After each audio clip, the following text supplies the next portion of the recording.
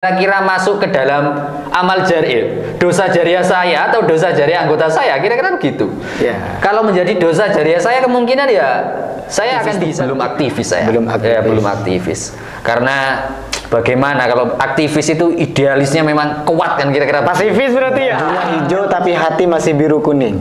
Untuk hari ini memang biru kuning saya. Oh, masih biru kuning. Kira-kira begitu. Karena memang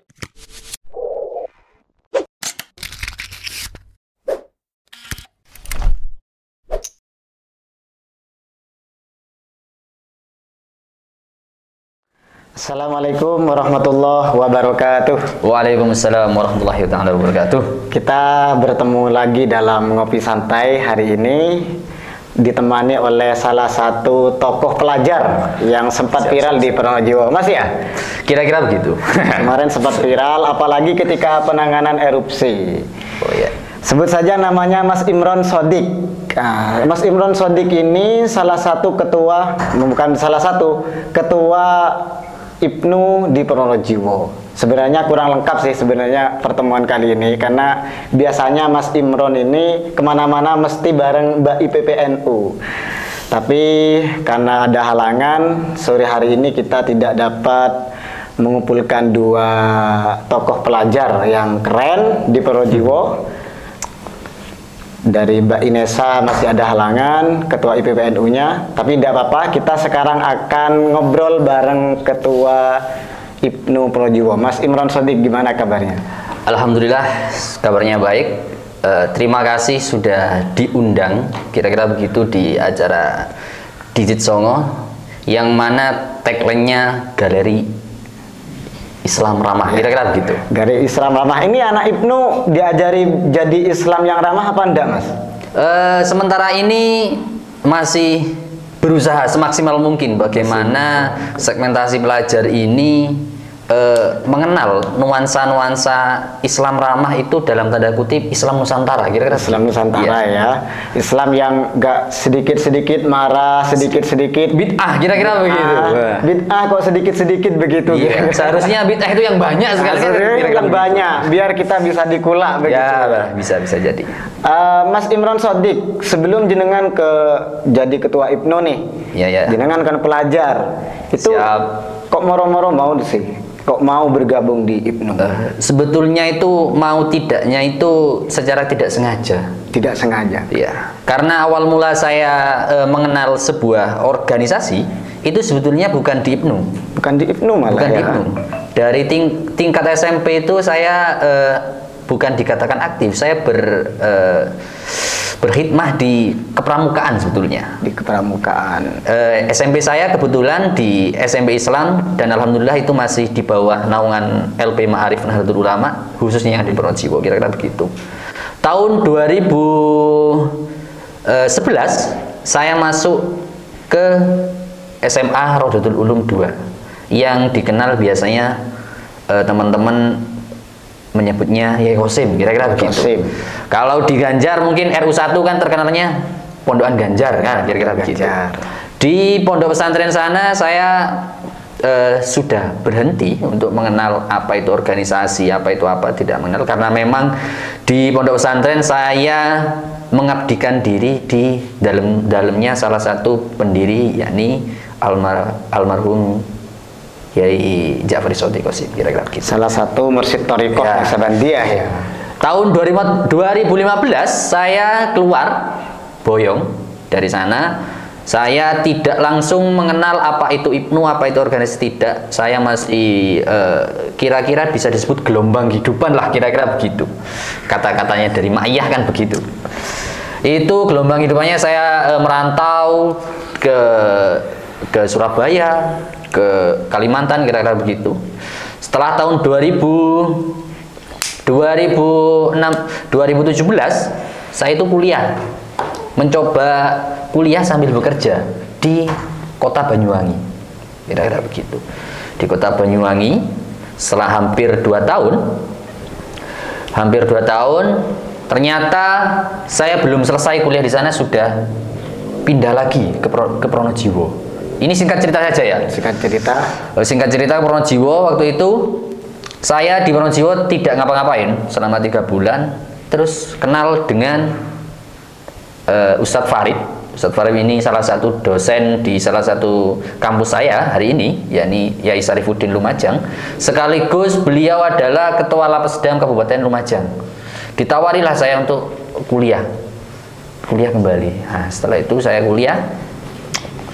kuliah dan hari pertama itu sudah teman-teman kan biasalah penjaringan organisasi kan biasanya untuk maba itu rekrutmen ya, bahasanya rekrutmen hari itu kebetulan saya dikenalkan apa itu namanya PMII, kira-kira begitu.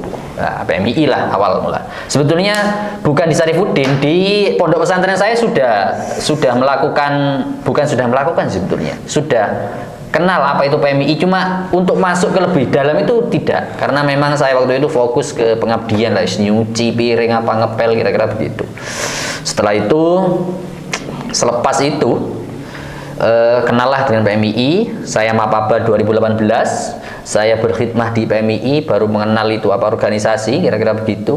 2019 saya dipanggil oleh Ketua MBCNU Kecamatan Pronojiwo, yakni Abali Ridho Soleh.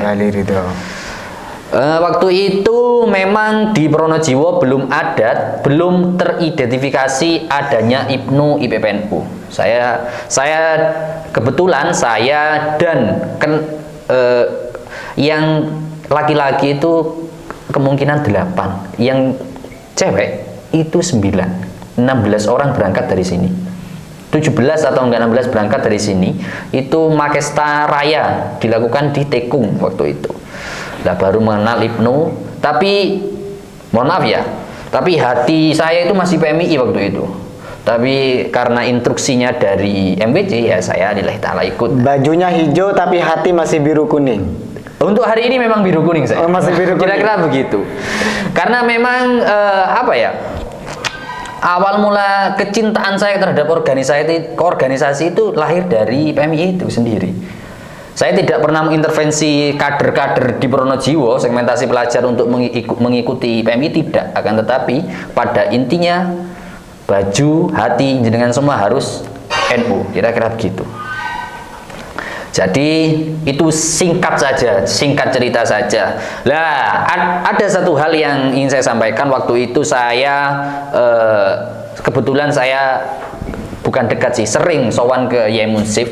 Yai Munsif ini salah satu, mungkin jenengan sudah tahu Yai Munsif itu siapa, kira-kira begitu. Yai Munsif adalah salah satu pendiri PMII dan sekretaris ketiga pada zamannya Yai Tolha Mansur. Yai Tolha Mansur itu adalah pendiri IPNU juga kan, kira-kira begitu. Iya. Nah, jadi ada sedikit saran dan masukan ya. Alhamdulillah saat ini memang saya diamanai untuk berkhidmah di PAC IPNU Kecamatan Pronojiwo. Mungkin itu sedikit segelintir kisah saya bagaimana runtutan saya berkhidmah di runtutan sejarah sampai menjadi salah satu aktivis di IPNU. Sebetulnya dibilang aktivis, belum aktivis saya. Belum aktivis.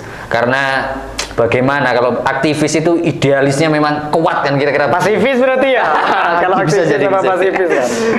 Masih sedikit ya kurang pantas lah kalau dibilang. Tapi enggak loh Mas, enggak. Jenengan mulai dari awal berarti memang sudah sudah merasakan pahit manis di organisasi. Meskipun sebelum di IPNU jenengan tadi di Pramuka, setelah itu di PMII. Ya, kira-kira begitu. Di antara itu sebelum ke IPNU, sebelum jenengan masuk ke IPNU, berjuang di IPNU, kira-kira enak enggak kesan sampean masuk di organisasi pelajar ini loh. Pelajar dia punya kewajiban belajar, terus kewajiban menjalankan roda organisasi.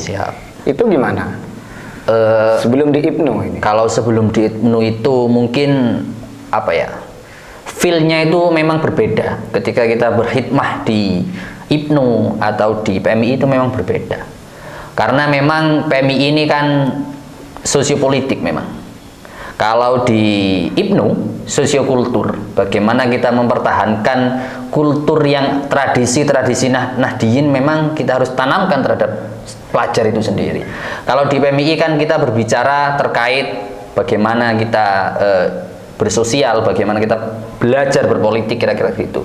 Dalam tanda kutip kita meminimalisir kita masuk ke dalam politik praktis, kira-kira begitu. Praktis. Karena apa? Karena angan-angan saya ya, apa yang saya pelajari hari ini dan mulai awal sampai hari ini, yang pertama adalah ketika masuk politik itu bukan dalam tanda kutip, ketika kita masuk ke dalam satu partai, kira-kira begitu, itu bukan lagi kita belajar, akan tapi kita sudah mengamalkan, mengimplementasikan pembelajaran-pembelajaran yang sudah kita pelajari di organisasi itu sendiri, kira-kira begitu. Jadi secara tidak langsung organisasi yang Anda ikuti itu juga mengajarkan sebenarnya ilmu dalam berpolitik ya, secara tidak langsung. Secara tidak langsung kira-kira begitu. Tapi lebih banyak ke ilmu politik apa sosial, Mas? Kalau ilmu politik dan sosial itu tergantung dari pribadi masing-masing. Mereka ingin fokus terhadap politiknya atau fokus terhadap sosialnya, kira-kira begitu. Mungkin kalau saya pribadi itu masih dibilang belajar sosial ya masih setengah-setengah, belajar politik masih setengah, masih jauh, masih jauh. Itu sebelum di IPNU ya? Iya, sebelum di IPNU. Nah, sekarang kita masuk ke IPNU. Di IPNU, jenengan ini dipanggil sama anak-anak ini Pak Wah. Nah, saya sungguh tertarik itu, panggilan Pak Wah itu apa sih sebenarnya? Sebetulnya begini, Pak Wah dan Bu Wah itu sebetulnya kan diperuntukkan untuk ketua cabang atau ketua cabang IPNU dan IPPNU. Kira-kira begitu. Kalau di IPNU sendiri itu ketum dan sekum itu hanya diperuntukkan untuk pimpinan pusat. Nah, di pimpinan pusat itu ada ketum, ada sekum. Nah, kira-kira begitu. Kalau Bu Wah sama Pak Wah itu biasanya itu untuk ketua cabang IPNU dan IPPNU. Akan tetapi memang kultur-kultur itu memang sudah bisa dikatakan mendarah daging ya. Kebetulan saya menjadi ketua PHC IPNU ya, mungkin untuk lebih akrab mungkin lebih akrab. Kalau IPNU kan panggilannya rekan kan gitu. Kalau PMI kan sahabat kan begitu. Kalau Ansor kan juga sahabat, kira-kira gitu. Kalau yang cewek sahabati, kalau yang cewek rekanita kalau IPPNU, kira-kira begitu.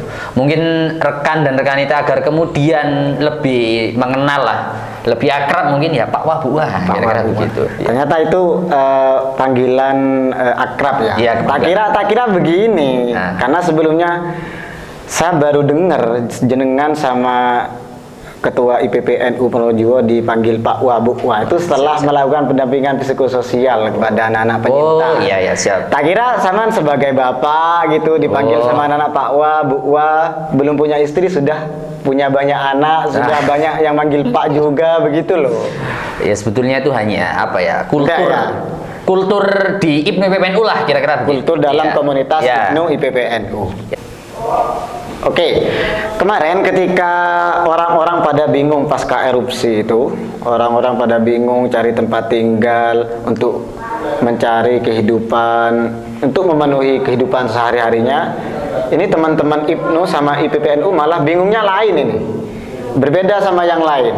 Bingungnya anjang sana anjang sini mendampingi anak-anak penyintas erupsi Semeru. Pendampingan psikososial Mas ya? Iya. Nah, itu gimana? Kok bisa punya semangat itu, punya ide itu gimana ceritanya? Kalau masalah itu, ide sebetulnya itu bukan ide sebetulnya, itu arahan dari pembina kami, yakni Ustadz Farid, yang mana bagaimanapun ketika saya melakukan PAC ini, ketika mau melakukan kegiatan apapun, alhamdulillah masih berkoordinasi dengan salah satu pembina kami, yakni Ustadz Farid. Bagaimana fokus dari IPNU IPPNU ini tidak mengganggu kegiatan-kegiatan yang sudah dilakukan oleh seperti contohnya sahabat Ansor, Banser, dan relawan lainnya, kira-kira begitu. Maka kemudian Ustadz Farid mengarahkan untuk melakukan pendampingan psikososial terhadap penyintas, kira-kira begitu. Karena apa? Analisa yang ditemukan teridentifikasi bahwasanya kaum-kaum yang di luar Nahdien, organisasi-organisasi yang di luar Nahdien itu sudah memasuki lebih dahulu ke penyintas anak, kira-kira begitu. Jadi harapannya kenapa saya menumbuhkan semangat yang tinggi, salah satunya saya pribadi muncul riroh yang sangat tinggi, hanya satu, ingin ngalap barokahnya Mbah Hasyim Asy'ari, kira-kira begitu. Sopo wong sing ngurusi NU. Nah, kira-kira begitu. Mungkin itu sudah tidak asing lagi, diakui sebagai santri Mbah Hasyim Asy'ari, kira-kira begitu. Jadi harapan saya, kegiatan apapun itu salah satunya memang satu-satunya harapan saya pribadi dan untuk kader IPNU IPPNU dimanapun berada, harapannya satu, hanya satu itu, hanya ingin ngalap barokahnya Mbah Hasyim Asy'ari, kira-kira. Terkait keinginan-keinginan lain, cita-cita yang lain, kemungkinan barokah itu datang karena memang tujuan awal kita itu adalah, puncaknya adalah barokahnya Mbah Hasyim Asy'ari. Barokahnya apa? Yang mungkin kerjanya bagus, mungkin kesehatannya bagus, kira-kira begitu. Ya. Kalau semata-mata ngalap barokah ya, waktu itu kondisinya seperti itu loh Mas. Tidak hanya anak-anak, orang tua pasca erupsi itu ada trauma. Siap. Bagi kaum pelajar, waktu itu kondisi seperti itu, masih kondisi siaga bencana, tapi jenengan bergerak ke arah relawan, ke pendampingan anak-anak. Itu berat, menurut kami berat, menurut saya berat. Gimana? Apalagi ini yang melakukan pelajar gitu loh, kaum pelajar, nggak masuk akal. Gimana itu? Waktu itu memang sebelum saya mengajak teman-teman yang awalnya di PAC saja, BPH saja, di BPH. Itu memang saya sosialisasi terhadap BPH sendiri, katanya briefing bahwasanya sampean kalau memang mau berkhidmat di IPNU, ya ayo, jangan ikuti kata saya, tapi ikuti katanya Mbah Hasyim. Salah satunya adalah sopo wong sing ngurusi NU bakal tak akoni santriku, kira-kira begitu. Jadi ketika jenengan semua mengakui saya sebagai ketua, maka ikuti saya, tapi jangan sayanya, tapi Mbah Hasyimnya, kira-kira begitu. Jadi ada salah satu pembina saya mengatakan seperti ini, jadi ketua di Banom lembaga manapun itu sudah ada stempel dari Mbah Hasyim, kira-kira begitu. Jadi ketua IPNU, jadi ketua Ansor, jadi ketua apapun yang ada di Nahdlatul Ulama, itu sebetulnya sudah ada stempelnya Mbah Hasyim. Tidak mudah untuk menjadi ketua, tidak mudah. Mungkin ketoke kelihatannya kan, waduh jadi ketua enak kan, kira-kira begitu. Tapi ketika dijalani, kira-kira dosa-dosa yang dilakukan saya pribadi dan anggota itu kira-kira masuk ke dalam amal jariah, dosa jariah saya atau dosa jariah anggota saya, kira-kira begitu.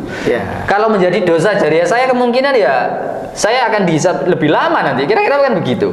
Jadi yang menjadi tolak ukur semangat atau tidaknya adalah menumbuhkan salah satu cara untuk menumbuhkan militansi kader itu adalah melakukan pendekatan individual terlebih dahulu, baru kemudian melakukan pendekatan secara kelompok, kira-kira begitu.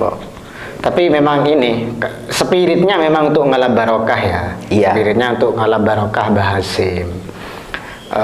Saya lihat itu mulai dari awal sampai akhir, sampai para relawan itu sudah habis, relawan dari luar, teman-teman IPNU sama IPPNU masih konsen ke pendampingan psikososial. Menurut saya itu adalah salah satu poin plus bagi pelajar, terutama pelajar yang ada di IPNU. Dan kayaknya ini saya selama masa kerelawanan itu tidak ada pelajar yang konsen ke pendampingan psikososial anak penyintas kecuali IPNU, kecuali IPPNU. Yang sampai akhir Mas, yang sampai selesai. Kalau awal-awal itu memang banyak. Tapi yang sampai akhir itu dari IPNU dan IPPNU saja. Mungkin salah satunya itu seperti ini, karena memang saya dulu sebelum fokus di Semeru, erupsi Semeru, kan saya juga terdampak di gempa bumi kemarin itu, gempa bumi kemarin. Maka berangkat dari saya menjadi korban juga, korban gempa Semeru juga. Maka saya punya semangat atau inisiasi untuk menumbuhkan bahwasanya kemanusiaan itu penting. Bagaimana daunnya Gus Dur kan, kira-kira gitu. Kemanusiaan itu kan paling tahta paling tertinggi lah kira-kira begitu, memanusiakan manusia kan kira-kira begitu. Jadi bagaimana caranya segmentasi pelajar ini, ketika segmentasi pelajar ini sudah dimatangkan kemanusiaannya kira-kira begitu, untuk melangkah ke, kita ambil contoh ke Fatayat atau ke Ansor atau ke jenjang selanjutnya, organisasi yang lebih tinggi, salah satunya organisasi tertinggi akan partai kira-kira begitu ya. Kalau kita berbicara politik ini ya kira-kira begitu, mereka tidak akan mengedepankan ego strukturalnya sendiri, akan tetapi mereka hanya memikirkan bagaimana skala prioritasnya ini adalah kemanusiaan kira-kira begitu.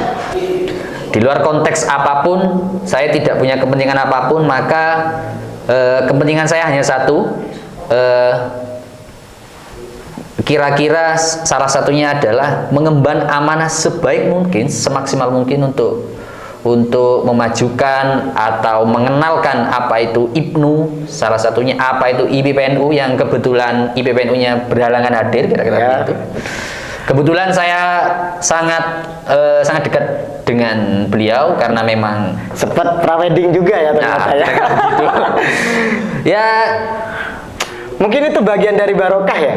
Salah satu mungkin ya itu bagian dari barokah. Bagaimanapun juga kan pendiri IPNU dan IPPNU ini kan suami istri lah kira-kira begitu. Yaitul Mansur, beliau Yaitul Mansur pendiri IPNU, salah satu pendiri IPNU, dan Nyai Umar Mahfudoh kan kira-kira begitu. Juga begitu ya. Kemungkinan salah satu barokahnya saya berkhidmah di IPNU, ya mungkin salah satunya seperti dan itu akan diteruskan oleh jenengan ya. Antara ketua IPNU sama siap. Ada wejangan seperti kader yang paripurna itu kan ketika kader IPNU dan IPPNU saling melengkapi kan, kira-kira begitu. Dan itu bagus Mas, karena nanti anaknya mesti akan jadi kader NU. Wajib itu. Akan jadi kader NU. Ya kira-kira begitu. Oke, kembali. Tadi berarti selama masa kepemimpinan sampean IPNU di Projiwo itu memang ingin ingin menumbuhkan kemanusiaan kepada para kader. Nah, siap. Gimana caranya itu? Salah satunya adalah terlepas dari apapun itu, rasa kemanusiaan itu sangat penting menurut saya. Karena apa? Kita sering melihat kurangnya kepekaan terhadap sesama, kira-kira begitu. Kita ambil contoh seperti ini, ketika temannya termenung atau apa, mungkin kita berpikiran ngapain sih termenung, nah kira-kira begitu. Kita tidak lebih ingin tahu kenapa sih termenung, kok seperti ini ya. Mungkin termenung ini ada sebabnya kan, kira-kira begitu. Jadi salah satu keinginan saya untuk menumbuhkan rasa kemanusiaan adalah ya barokahnya gempa bumi mungkin. Kira-kira begitu kan. Apapun yang terjadi mungkin kan ada timbal baliknya lah kira-kira. Timbal balik, ada hikmahnya. Ada hikmahnya mungkin salah satu hikmahnya gempa bumi yang mungkin saya lebih memanusiakan, belajar lebih memanusiakan manusia, belajar lebih memanusiakan kader saya, mungkin kira-kira begitu. Dan itu apakah diterima? Jenengan mengkampanyekan memanusiakan manusia, itu apa diterima sama anggota jenengan? Diterima tidaknya saya berpegang teguh pada secara umum Mas. Secara umum kira-kira begini. Diterimanya iya, diterima iya. Diterima. Gimana itu maksudnya? Kok sepertinya ada dua kutub yang berlawanan? Sebetulnya begini ya. Keputusan apapun, kebijakan apapun itu kan ada pro dan kontra. Ketika saya melakukan kebijakan memanusiakan manusia, kira-kira begitu ya. Mungkin banyak opo sih manusia loh, saya sudah manusia, ngapain kok jadi manusia, kira-kira begitu. Berbicara memanusiakan manusia, diterima tidaknya, alhamdulillah sejauh ini memang konsep yang saya pelajari, yang saya amalkan adalah pendekatan secara individual, baru melakukan pendekatan secara kelompok. Yang pertama melakukan pendekatan secara individual, karena apa? Karena saya harus mempelajari karakter kader saya seperti apa. Masing-masing anggota. Masing-masing anggota seperti apa. Tidak bisa kita menyamaratakan kader kita diberi, kita analogikan seperti ini. Kita membeli nasi goreng kan ada yang putih, ada yang pedas, ada yang pakai telur. Kira-kira ketika kita membelinya sama, kita membelinya pedas semua dan itu ada telurnya semua, apa itu diterima semua oleh kader saya? Belum tentu. Kan belum tentu. Belum tentu. Nah, karena hal itu ada yang diterima tapi telurnya disisihkan. Ada yang tidak terima sama sekali karena memang itu pedas. Nah, kira-kira begitu. Jadi bahkan ada yang imbo ya, nggak cukup satu. Itu sama. Cukup satu bungkus ya. Kita analogikan kadri itu seperti itulah. Nah, kira-kira begitu. Nah, warna-warni. Warna-warni. Jadi penyajian apa yang saya sampaikan, apa yang saya berikan kepada kader-kader saya seharusnya itu berbeda. Organisasi apapun, komunitas apapun seharusnya memang memakai konsep seperti itu.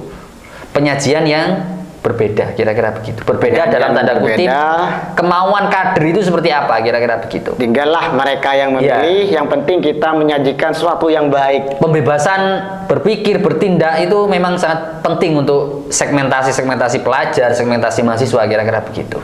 Memang itu umur-umur usia-usianya lagi ini ya, kritis lah. Ya, bisa dibilang gitu. Begitu.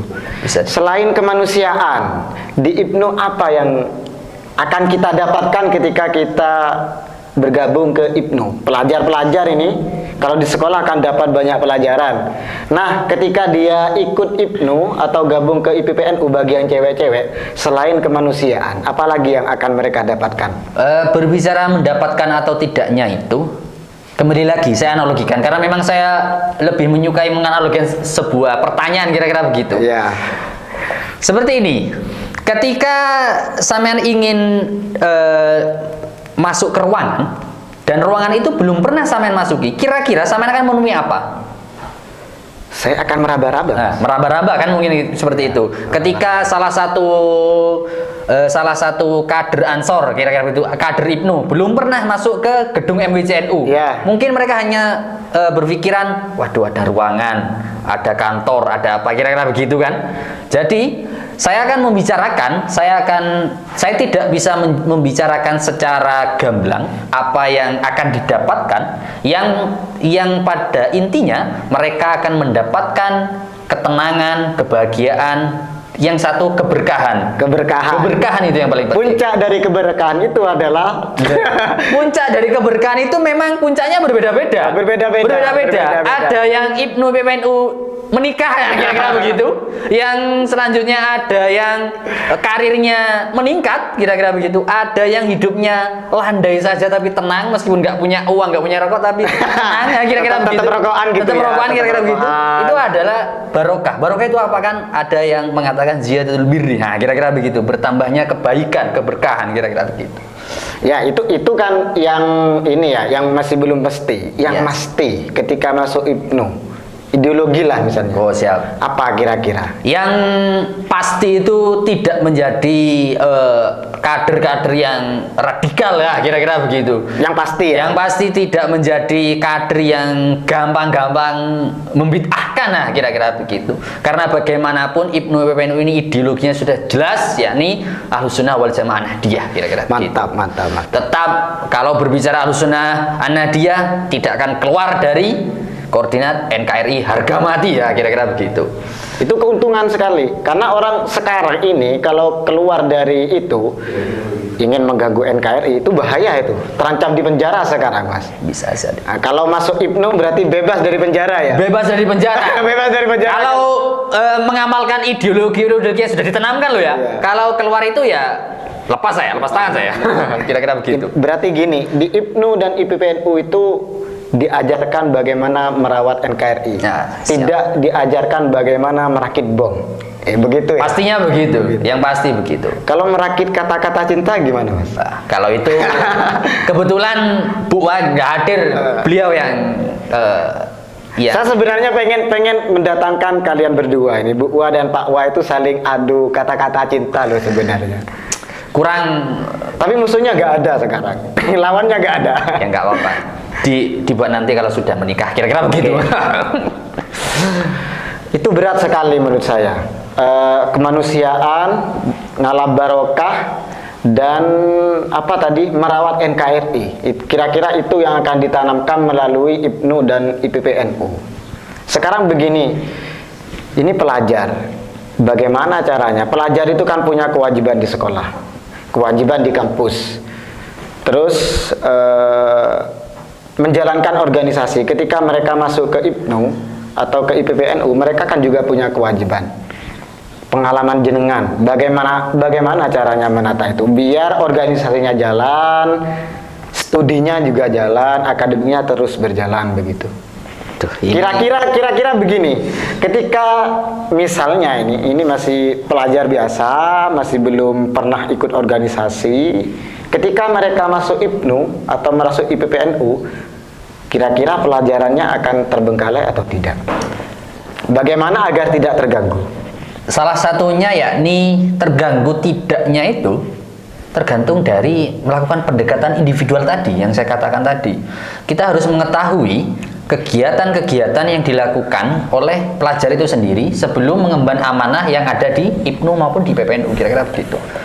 Ketika memang pelajar ini kegiatannya dalam tanda kutip memang karena memang latar belakang pelajar Pronojiwo bukan banyak sih, rata-rata memang orang tuanya kan petani. Ya, dalam artian betul. petani ini bukan buruh tani loh ya, petani memang petani. Ada juga yang pedagang dan sebagainya. Mungkin kesibukan mereka adalah salah satunya adalah membantu orang tua. Nah, dalam hal ini memang BPH sendiri, khususnya saya sendiri harus melakukan asesmen. Dalam arti asesmen itu mengidentifikasi kader A dan kader B ini kesibukannya apa, kira-kira begitu. Maka kemudian tugasnya PAC, tugas saya adalah memetakan kegiatan-kegiatan yang kiranya tidak mengganggu kegiatan yang sudah ada, kira-kira begitu. Tidak mengganggu kegiatan mereka di sekolah, begitu. Tidak kegiatan mengganggu kegiatan mereka di sekolah. Dalam hal ini, ini ada instruksi sebetulnya dari LP Ma'arif NU Kabupaten. PCNU ya? PCNU, sebelum PCNU memang sudah ada instruksi memang lembaga di bawah pendidikan Ma'arif Nahdlatul Ulama itu wajib hukumnya untuk masuk ke IPNU IPPNU. Kira-kira begitu. Karena kenapa diwajibkan? Karena banyak, mungkin jenengan sudah tahu, banyak ideologi-ideologi yang berwarna-warni untuk merobohkan atau merusak NKRI, kira-kira begitu. Karena saya katakan kenapa ini wajib, karena memang ini di tingkat pelajar ini harus dikenalkan apa itu IPNU, apa itu IPPNU, apa itu ideologi, apa itu Aswaja, apa itu Aswaja Nahdiyah, kira-kira begitu. Banyak organisasi-organisasi yang mengatasnamakan Aswaja, tapi ending-endingnya yaitu tadi merakit bom, belot, kira-kira begitu. Selama perjalanan jenengan jadi ketua, ini ada nggak kader yang mundur gara-gara Pak Wah, saya mundur saja karena pelajaran saya terganggu, ada apa enggak? Selama ini alhamdulillah tidak, karena memang saya itu berpegang teguh pada pendekatan individual itu tadi. Berarti dapat diyakinkan ya untuk pada para orang tua atau para pelajar atau guru-guru di sekolah bahwasannya ketika bergabung ke IPNU atau IPPNU itu tidak akan mengganggu kegiatan mereka di sekolah. Tidak akan mengganggu pelajaran mereka, begitu ya. Bahkan mereka tidak akan mengganggu pelajaran mereka akan bertambah ilmu pengetahuan yang ada di IPNU IPPNU. Iya, pelajaran di bangku sekolah itu tidak ada apa-apanya ketika dibanding dengan pelajaran ketika mereka turun lapangan praktek langsung gitu. Terutama tadi ya tentang kemanusiaan, tentang keorganisasian, begitu ya. Tapi dalam tanda kutip jangan pernah meninggalkan studi yang ada di bangku sekolah. Ya, betul. Tapi juga jangan hanya fokus ada di sekolah saja. Kira-kira begitu. Agar kemudian tidak jadi tidak jadi siswa yang hanya tahu bangku sekolah, kira-kira. Untuk kader IPNU dan IPPNU di Pronojiwo, apa harapan jenengan untuk mereka? Harapannya yang pertama yakni jangan pernah lelah, jangan pernah berputus asa, jangan pernah merasa lelah, kira-kira begitu. Lelah boleh tapi berhenti jangan, kira-kira begitu. Harapannya hanya satu, tetap istiqomah, tetap komitmen untuk berkhidmah di IPNU IPPNU. Kalau tanya dapat apa, maka tanya pada diri hati jenengan semua, sampean mau apa, kira-kira begitu. Dan cari itu di IPNU IPPNU, pasti akan dapat. Kalau tidak dapat, patut dipertanyakan. Hikmahnya itu hikmah karena apa, kira-kira begitu. Kalau karena lain-lain ya nggak apa-apa, yang penting tidak merusak nama besar Ibnu PPNU, kira-kira begitu. Misalnya saya masuk Ibnu karena cari jodoh misalnya. Nggak apa-apa itu Nggak ya. apa-apa. Nggak apa-apa. Karena saya dapat. Dan kalau niat akan dapat beneran itu ya. Dapat beneran karena saya dapat wejangan dari salah satu pendiri DKC. DKC adalah dalam artian ini, kalau Ansor kan punya Banser, kalau Ibnu itu punya CBB dan KPP, kira-kira begitu. Salah satu pendiri DKC ini yang sekarang sudah wafat, Fatihah untuk surat Fatihah untuk beliau dan Mbak Sid, bukan Mbak Sid, semoga amal ibadahnya diterima oleh Allah Subhanahu wa taala. Fatihah. A'udzubillahi minasyaitonir rajim. Bismillahirrahmanirrahim. Alhamdulillahirabbil alamin. Iyyaka na'budu wa iyyaka nasta'in. Ihdinas siratal mustaqim. Shiratal ladzina an'amta 'alaihim ghairil maghdubi 'alaihim waladdallin. Salah satu ujian dari beliau adalah yang penting arek pelajar atau semua pemuda itu dikenalkan dulu. Kalau tanya mau apa, ya nggak apa-apa. Itu niat sendiri, niat pribadi. Saya ambil contoh seperti ini. Saya masuk Ibnu ingin dapat jodoh, ya nggak apa-apa.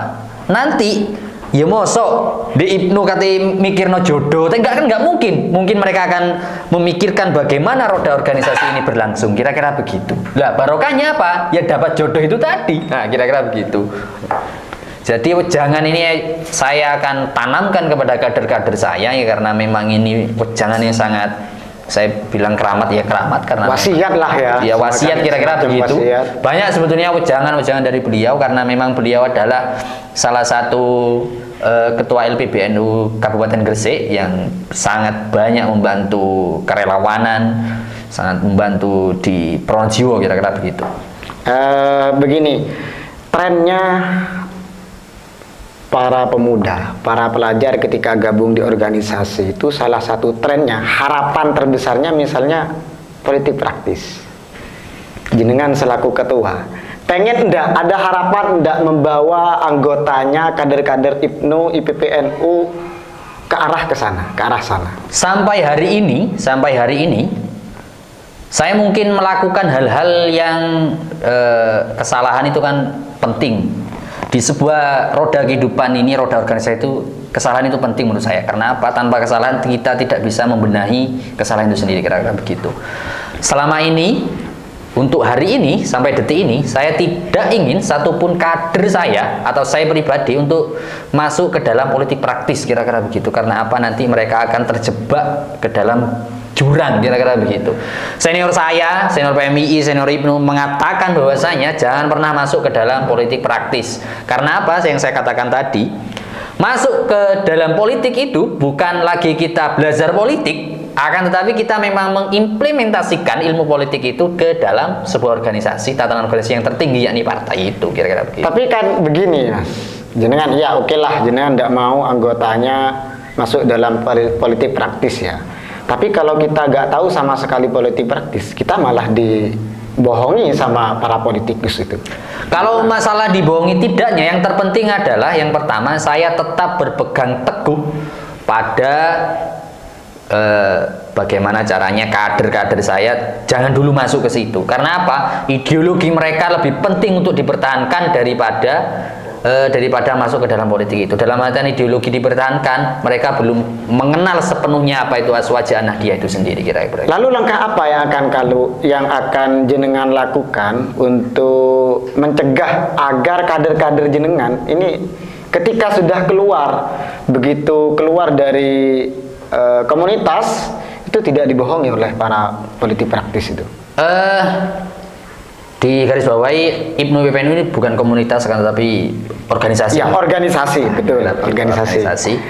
Jadi ketika ada kader saya yang keluar dari instruksi saya, kira-kira begitu, ada yang mengatakan kan begini, mundur satu langkah adalah pengkhianatan, kira-kira begitu. Sama. Ketika ada kader saya yang membelok atau apa dalam hal ini melakukan politik praktis, mungkin itu sudah pilihannya. Akan tetapi ketika itu dilakukan, itu sudah di luar instruksi saya, di luar kendali saya, kira-kira begitu. Bagaimanapun juga tugas saya hanya mengawal, kira-kira begitu, mengawal atau mendampingi. Terlepas dari itu kan masalah pribadi masing-masing, kira-kira. Maksud saya begini, bagaimana apa yang jenengan lakukan, langkah apa untuk menyiapkan agar kader jenengan itu tahu, oh saya ini mau dibohongi sama tokoh politik itu, saya ini benar-benar dibutuhkan oleh tokoh politik itu. Jadi mereka tahu ketika mereka benar-benar masuk dalam lingkungan politik praktis, mereka tahu mana yang benar, mana yang tidak. Apa langkah yang jenengan lakukan? Yang saya katakan tadi, saya melakukan dengan kader saya itu melakukan pendekatan individual. Dan alhamdulillah selama ini seluruh kader saya ketika melakukan kegiatan apapun, mau melakukan melangkah apapun dalam tanda kutip, bukan berarti saya mau makan, saya lapor ke saya, tidak. Kan tetapi ketika melakukan tindakan-tindakan yang di luar atau tindakan-tindakan yang kiranya mereka masih bingung, dan alhamdulillah mereka masih japri saya, masih bertanya kepada saya, kira-kira begitu. Jadi pendekatan individual terhadap kader itu sangat penting sekali, kira-kira begitu. Bukan khususnya untuk kader IPNU, tidak. Komunitas apapun, organisasi apapun, kita harus melakukan pendekatan individual terhadap kader itu agar kemudian emosional kita terbentuk dan kemudian kita merasa memiliki kader, kader juga merasa memiliki kita, kira-kira begitu. Sama-sama memiliki ya? Sama-sama saling memiliki, kira-kira begitu. Jadi memang langkahnya adalah pendekatan individual. Oke, mungkin itu saja perbincangan kita hari ini. Kita akan lanjutkan ketika ada pertanyaan dari pemirsa tentang pelajar NU di Projiwo. Itu saja dari kami. Selamat bergabung di IPNU dan IPPNU. Kapan-kapan ketemu lagi di Digit Song. Allahul muwaffiq ila thariq. Assalamualaikum warahmatullahi wabarakatuh.